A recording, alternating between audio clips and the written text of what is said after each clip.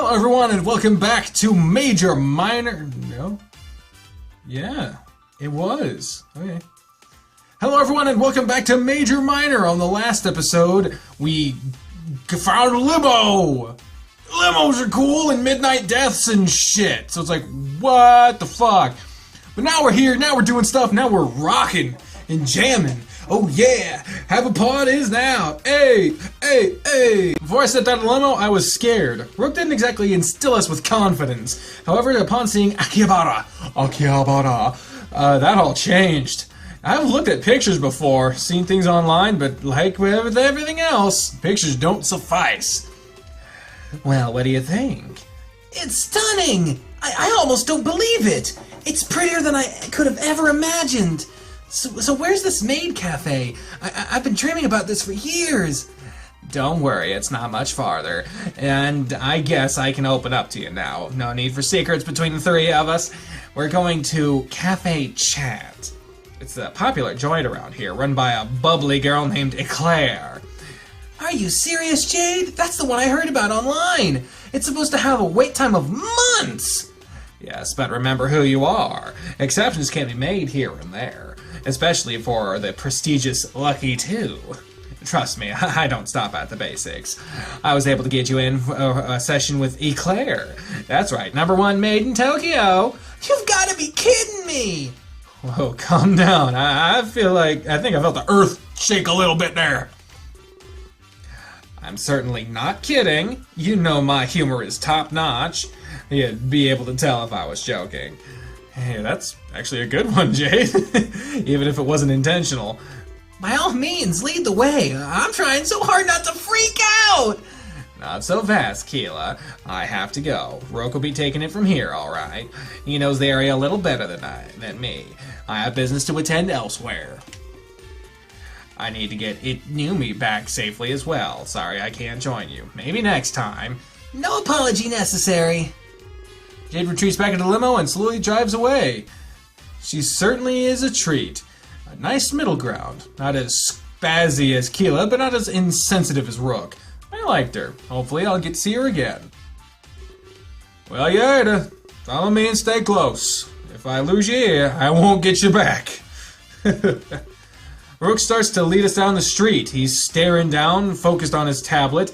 I get the idea that he doesn't want to be seen. However, that tablet doesn't make him invisible. I do have to give him credit, though. He's still able to lead us exactly where we need to go. I can never walk and use a tablet at the same time. It takes ability to multitask so effectively. So what is Eclair like? I don't know. I've never been. Well, you know exactly where it is. You sure you're not hiding anything, Rook? I said I've never been. It's called GPS, Keela. Think I'm chatting on here or something? Oh, sorry. And when we get there, I'm not going in. I'll wait outside until you're done. I'll watch paint dry. It'll be more fun. I wouldn't be caught dead in that place. Either way, I hope you enjoy. Jesus, it does take a certain level of immaturity. What the fuck, dude? Hey, that's rude! Damn straight that's rude. Don't talk to me about rude, Keela, especially after deciding where to go. You didn't even ask for my input. Whatever. Jesus Christ. Before the conversation can continue, Rook stops. He points at a colorful shop at just a few steps away. It's over there. Go have fun. Just don't drag me into your business. And don't take forever, alright? We have to go get back to the hotel tonight. I'll be waiting for you two over there. He points to an installation of benches nearby. He really seemed to have a grudge against this place. Oh, and do me one favor, please. Don't mention my name to Eclair. I'll owe you big time if you do this. What, did they used to date or something? Wait a second, Eclair knows you? I'm leaving now. Goodbye. Before a moment passes, Rook is gone, almost as if he vanishes into the shadows. With nothing else to do, we walk. Oh, fucking hell. Fucking hell. What the fuck? Get this shit out of your damn mouth. You ain't 5. I'm a vampire. You're of my. I'm gonna scrape you. You're gonna suck out my patience. I already do that. Brief cameo, everyone. Fuck you. Maybe I am 5. You don't know. Well, if you are, then I am in trouble. I am a giant Viking. After a pause, we enter the legendary cafe chat. When we enter, I'm shocked at how fancy it is. It seems as if millions of dollars went into this place. Oh my god. Howdy, strangers. Welcome to Cafe Chaya. Oh, hey. We're here to see you, Claire. He's nervously staring at the floor. It's almost like he's too scared to face the maid cafe. Well, he did say it was one of his dreams. I'm sure he's just a little overwhelmed. Oh, it's you two? I've been waiting for you. It's me, Claire. Oh my gosh, I can't believe it. I thought Kilo knew all about this place. How did he not immediately recognize Claire? Quick, come take a seat. No need to delay this any further. You two must be really special. Not many people could just walk in here. Are you celebrities of some sort? Better not tell her the truth, after what Rook told us in the limo. She leads us over to a three-person booth. One side has a chair, the other has 2. She takes a seat on the side with 1 chair. This leaves Keela and myself able to sit together. She glances at us piercingly, like she's trying to figure out what to do with us. Quiz time! Keela's eyes beam with happiness, like all of his dreams are coming true all at once. Let's think of something fun. Oh, I have a good question. Why are there only 3 chairs here? I took a look at Keela in confusion. How are we supposed to know this? Time's up! Now you learn. The number 4 is considered bad luck, like the number 13 in the West. It's usually skipped when it can be, but the explanation lies in Japanese. The number 4 can be pronounced she. It's like the same. It's like the same as saying death. Wow. She smiles and giggles at us after saying death. You have to admire her enthusiasm at almost everything. Well, there's also another reason. From above, the booths look like cat paws, and that's why we call ourselves the Cafe Chat. That's French for cat. Look at you two learning. That's definitely a better explanation. I hope she uses that one in the future. I was worried about that talking about death would scare Keela, but I look at him and he displays pure jubilation. Wow, you're so smart! What else can you tell us? Let's move on to another question. I have so many tricks up my sleeve. Sweet, I'm ready! Oh god, this girl is just unreal. So much energy. She hooked up to a caffeine IV or something. Let's do something a little easier. Do you have any idea why I'm named Eclair? Oh, that's easy! You're really sweet! Just like the pastry you're named after. Wrong! It's because I'm really quick! Before I can even notice, plates appear on the table. Like some sort of magic trick, she's really fast. We didn't even order! How the fuck did she get us food already? Quick like lightning! The true meaning of the word eclair. It's also French, if you're wondering. Couldn't tell by the fucking accordion in the background. She winks and then points at the plates before her. They're layered with onigiri, or rice balls. Onigiri, yes. Alright, time for a real challenge. I've been holding back this question. Final round, commence! Rook refused to come in, didn't he? Oh, fuck. Fucky, quack. What? Guess he said not to mention him, right? Typical Rook, as stubborn as ever. I know who you two are. Jade told me. So you two do know each other! He didn't even tell you that much. He seemed to hate the idea of maid cafes. He's just so suspicious. No! Well, that wasn't always the case. In fact, we used to be partners, though such a time has long since passed. Whoa, that's heavy. What happened? Why did you two fall out like that? Claire slumps down in her chair and her ears droop down. Oh no. Is this what a maid cafe is supposed to be like? I thought maids are supposed to cater to our whims. Oh no, she's full on crying. God damn. Sorry, I'm just having some flashbacks. I haven't even heard his name in forever, so I'm kind of reliving memories right now. Jesus Christ! What the fuck what happened, man? A tear drips down her cheek. Even the call from Jade was so sudden, it totally threw me off my groove. I tried to remain calm when I saw you two, but I was fighting back tears all along. I guess this all just got the better of me. Please excuse me. I have to go. She runs away with another word covering her face. Without another word covering her face. What just happened? What did we do? I'm really clueless. Was coming here a bad idea? It seemed to it seemed we just made her relive some traumatic memories. If that's the case, I feel horrible right now. Should we leave? I really don't know what to do. This isn't what I expected at all. The choice will affect the flow of the story. I'll go talk to her, or I think we should leave. I mean, I don't know. I don't understand what I'm supposed to do right now. I mean, let's pursue the plot. Go talk to her, I guess. I'll tell Keela I'll go talk to her. You should go outside and tell Rook I'll be right there. Oh, okay. Seems like nothing today had gone as expected, but I can't just leave her alone like that crying. Alright, I guess that's for the best. Shouldn't leave either side hanging. I'll see you outside when you're done. Keela runs outside and I quickly look around. When I look where Claire went, I see a big door. There's a cartoon painting of a cat's paw print on it. I'm going to bet that this is her office. I decide to walk over to it and I slowly enter. No knocking on the door? Yeah, that's fucking nice. Just hoping I can fix whatever happened here today. When I enter, I see a Claire slumped over her desk. Her head bobs up and down a little bit. She's crying. After a few moments pass, I try to get her attention. Oh, hey there. I didn't think you'd come. Gosh, I feel like such a fool right now. Maids are supposed to be upbeat and happy. Has that ever happened to you before? Everything is going perfect, and then BAM! Something reminds you of past events? I nod. Who didn't get unpleasant flashbacks? Not everyone can be happy all the time like that. It's just, we were so close, and then he left me so suddenly, almost at the snap of a finger. You know, I'm used to that. People walk out of here all the time, but I never expected it from my partner.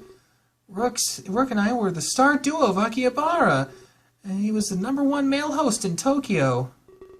Rook was a host? That just sounds out of character. If he told me, I never would have believed it. We spend every day together. People would call us a celebrity couple. Our reservations would be full for months. We weren't really a couple, though. We just had to play the part. I know it was for the audience, but sometimes when you're acting something out, it can start to feel a little real. I must sound so delusional right now. I tell her that she's definitely not delusional. She just gave into a pressure that was all too real. We acted like the perfect couple all the time. It was easy to lose yourself in a fantasy, especially where you're so happy. But then the accident happened. Accident? I can't really say it's his issue, but he started to act distant and rude. Needless to say, our business suffered. He found more joy in that tablet of his. Customers complained on a daily basis, and soon enough they just stopped coming at all. One day Rook just didn't show up to work. I was worried he hurt himself, or worse. He's very good at making himself scarce. I'd searched for him day in and day out, but one day I just had no desire to. Like a light switch just flipped in my head. Isn't that weird? You can be so passionate about something, and in the next moment, it can mean nothing. That one thing that keeps us going, that starts to hold us back in our lives. But then, it becomes nothing at all. Is there a price for the memories we hold? And after it's paid, we just forget? Well, if there is, that price can be costly. This whole ordeal must almost ruin cafe chat. That's a mask. Oh, Jesus, it's a mask. Christ! As I tried to fix things, new ad campaigns, new host, I tried it all. I had no idea Rook put her through so much trouble. But soon enough, I had to face the facts. There was no way I was going to stay afloat. So I had to make the call. I shut her doors. But just before I locked them for good, I noticed an envelope in front of the cafe. Had my name on it with a heart. She sniffles one last time and then shows a smile. It was a check. That is an interesting way to spell check. A check from Rook. It had all the money I needed and more. I'd be able to keep the cafe chat running. It came with a letter from Rook himself. He apologized for running away from me, but he told me he saved up for years. He'd been working alongside a Jade. They were supporting a pop idol's career. It was Jade, I thought. The new me? That's why I'm so conflicted. I was jealous, but we were never together. I hated him for abandoning me, and yet I thanked him for saving me. All those emotions came back today. It started with a call from Jade, to organize your visit. I knew instantly which Jade it was. I saw Rook outside with the both of you, but I could tell he didn't want to come in. That made everything just come flooding back. I hope you can understand what I mean. I'm sorry for botching your visit today. I owe you the real Maid Cafe experience. I wish I knew what Rook was thinking. I assumed he just forgot about me, but then today happened. Sending the both of you to my cafe, even today, he still thinks of me. There are so many cafes in Tokyo, but why would that be? He moved on. I guess there's something I'll never know. I doubt he'll ever set foot in here again. Oh. She takes out her phone and places it on the table. Would you mind exchanging numbers? I owe you and Kilo a real session. I apologize profusely for today. We spend the next few moments exchanging information. I don't object. Kilo would want to come back too. You got Claire's contact information! I'll ask you to leave me be for now, but trust me, I'll be in touch. I owe the both of you big time. I stand up and go to leave. That was heavy, as Kilo would say. But before I can exit, she stops me for a moment. I forgot to tell you one thing. The real reason there are 3 seats, back in the cafe, I mean. I nod. The side with 2 chairs, it used to be for me and Rook. But when he left, I was alone. I had to switch sides. No longer would we entertain together. Just thought you should know the truth. I guess I'm not as quick as they say. Here I am, totally stuck in the past, on memories from so many years ago. But I have to push forward and work hard until the toll of those memories is paid. On that day, I'll stand tall on my own. She smiles one last time before I exit the room. Welcome to this episode, guys! Jesus Christ! When I go back downstairs, Keela's nowhere to be found. I assume he met up with Rook, so I go outside. Hope I don't get lost. Akihabara is massive. Would you like to save a game? Yes! Yes, I would like to save my game! Moving the fuck on. It's already dark outside? Just how much time were we wasting in there? Oh well. Akihabara at night was beautiful. It was lit up unlike anything I had ever seen. Did you enjoy your little date? I wouldn't exactly call it a date. I was just joking, Rook. No need to repeat it. Now I'm embarrassed. Kilo was talking about me behind my back? That's new. I made a joke. That's all it was. About you wanting to woo Eclair. Oh, fuck! Fucking fuck. I'm sorry for doing that. It was rude. I accept his apology, but I let him know that it's not in my nature. I never try to win over a crying girl. Regardless, it made me laugh. We bonded, or whatever you want to call it. That is, until something came up. Something came up? I didn't want to interrupt you two. We had no idea what we would have been doing, but I got a call. We're going to the hotel. A call? Wait, that's not so weird. Did I just hear him say he was bonded with Keela? I noticed they're both holding takeout bags. No way, they got food without me! I can't explain the specifics right now, but it involves your safety, both of you, so I need to take you to the hotel. Yeah, it seemed pretty important. We discussed it over some dinner. Without me? Damn, I'm hungry. Good news, though, we're really close. It's just a short walk away. Made sure to book a convenient location. I'll tell you a little more tomorrow, but right now, safety is priority. I take his word for it and try not to object. A lecture from Rook is not something I want right now. He starts to lead us down the street. It didn't take much longer until we get to the hotel. Well, this is it. I hope you enjoy your stay. Your room is 217. Here are your key cards. It shouldn't be too hard to find. He hands us both our key cards. Wow, this place is massive. What kind of amenities does it have? Well, you each have your own beds. There's a hot tub, a bed, and a shower.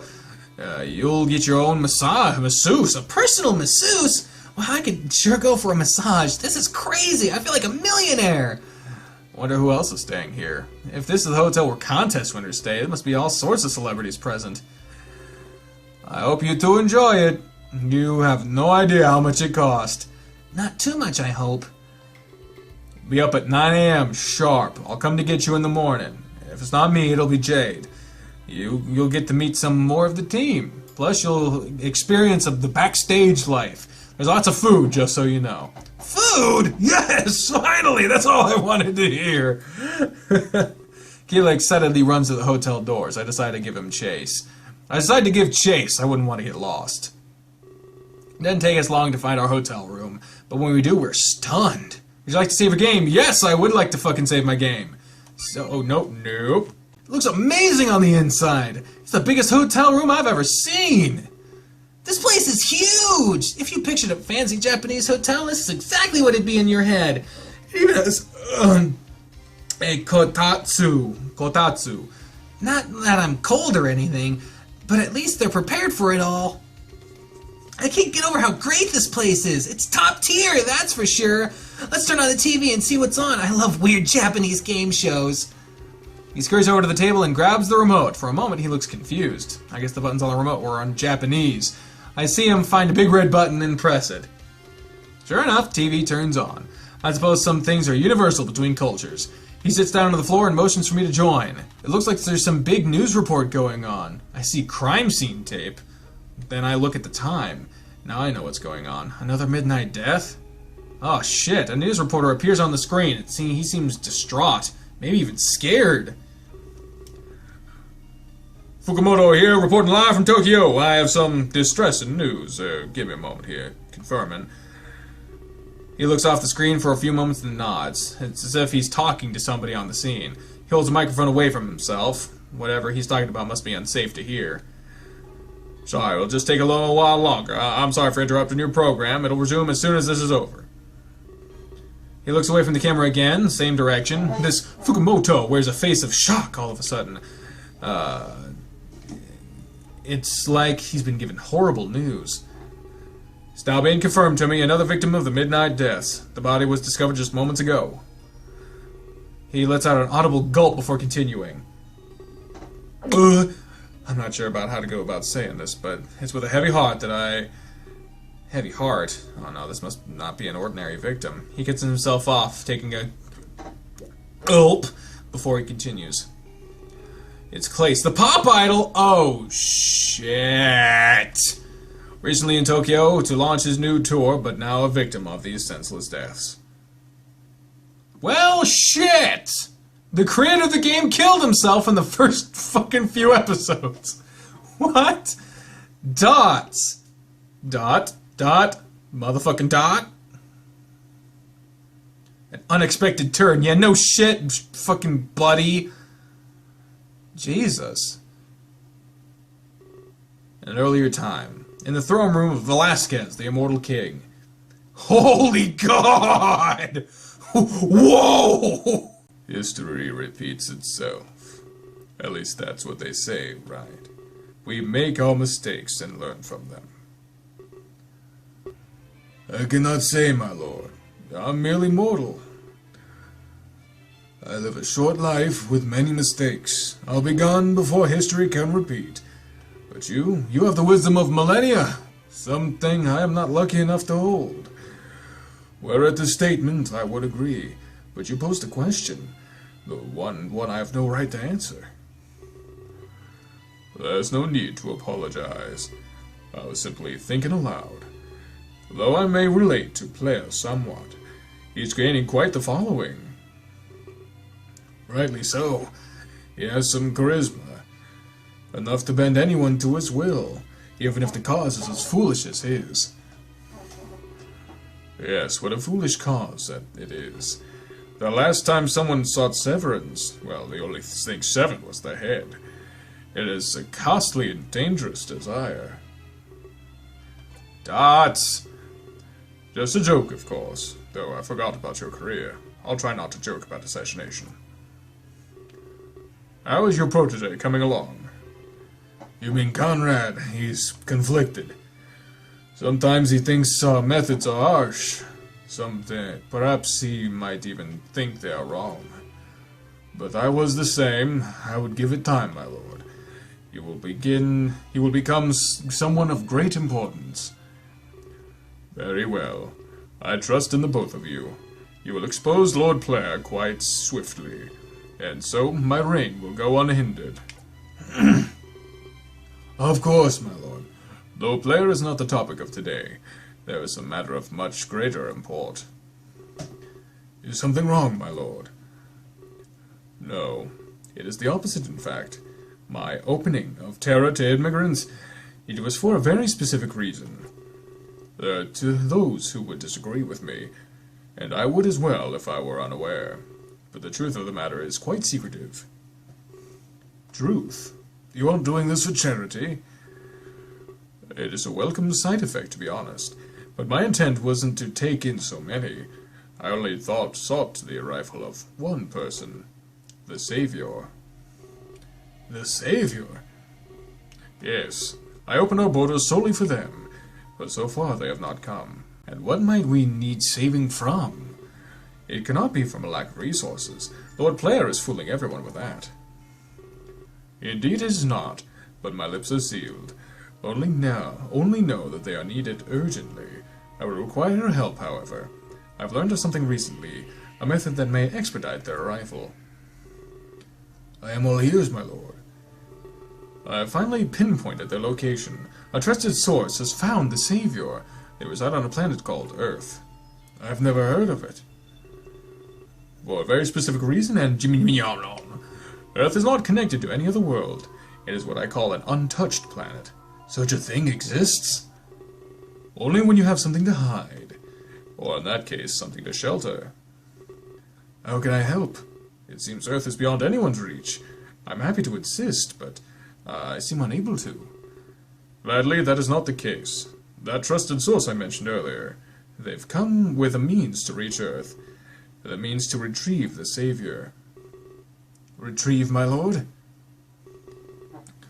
Yes, like a thief in the night. And this task will fall solely on you. There is no one else I can trust. I am honored. What must be done? You must perform a ritual.